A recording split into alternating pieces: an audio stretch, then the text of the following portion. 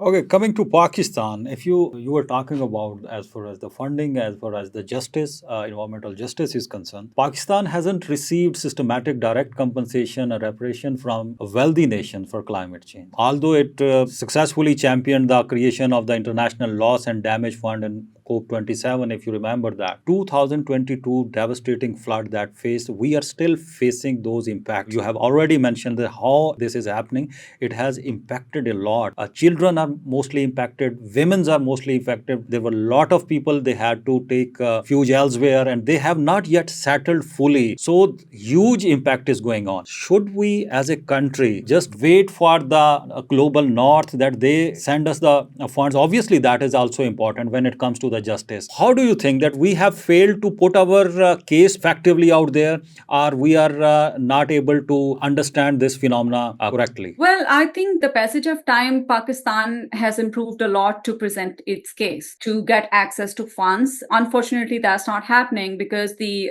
biggest contributor to those funds has pulled out, and that's US. We know that. So it's not that Pakistan is not doing well on their end to negotiate or to put their case forward. Even the UN Secretary General also visited Pakistan in 2022 floods, even in 25 floods as well. So the case is there, the data is there, everything is there. But again, the global north wouldn't fund because of oil lobbies as well. When these negotiations happens, the conference of parties, with the passage of time, there was this New York Times article which stated that, from every 25 people present in COP negotiations, one person was from oil lobby. They were either coming with the government from different countries, or they were coming in terms of media, or they were coming with different tags. They were not identifying themselves as someone from the oil lobby, but they were there.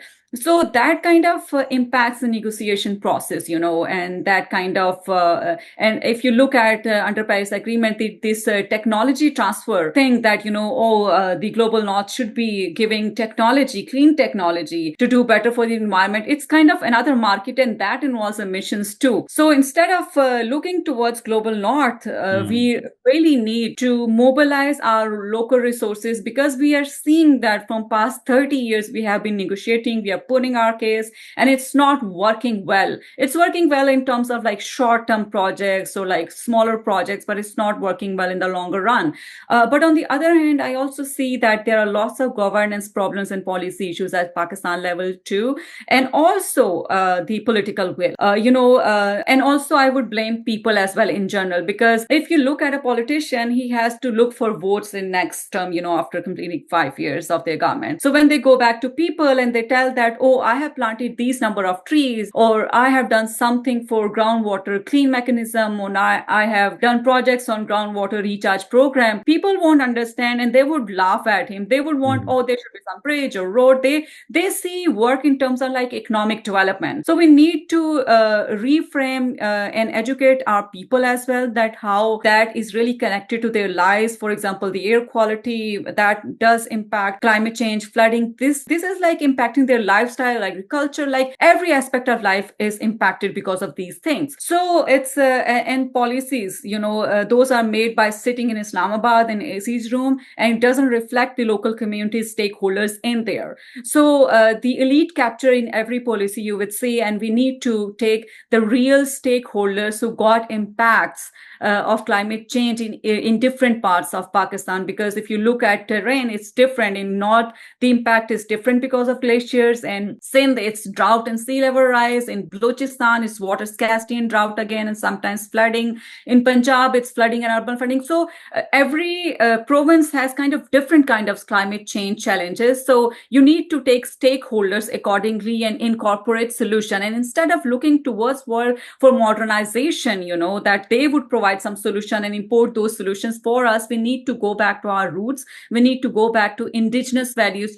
For example, with modernization, we transformed the houses styles, and what that is contributing to urban heat island impact, that doesn't give enough room for us to breathe, or it's the infrastructure, the material which we use. For example, if I give one example, earlier it used to be like this red stone, we used that, and that has cooling impact in summer. And we moved to modernization, to cement and those kind of concrete, and that warms faster in summer. And you need like cooling devices for that. And also in our forefathers' house, we used to have this veranda, we used to say, middle of the house, where you would see at least one tree where they used to sit under it. That has vanished with the passage of time. And then the policies and projects which involves, for example, beautification of major cities, and it's disaster that how they are planting non-indigenous species. For example, in Islamabad, I went there like few months back, and there was like palm trees in Islamabad, which is not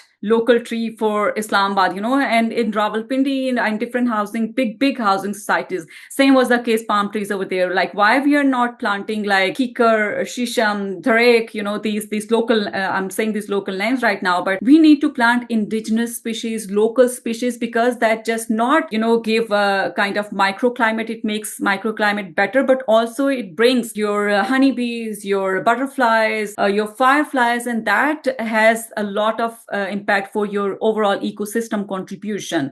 So we are failing at country level, we are failing at maladaptations, we are failing at wrong measures, we are importing modernization, and that has the consequences on people, time and again. So we need to really revisit, and we really need to improve our governance mechanism to do better for our people, That's interesting. Thank you so much, Ms. Abbassi, for your insightful discussion. And in the future, we will definitely ask you to join us again. Thank you so much.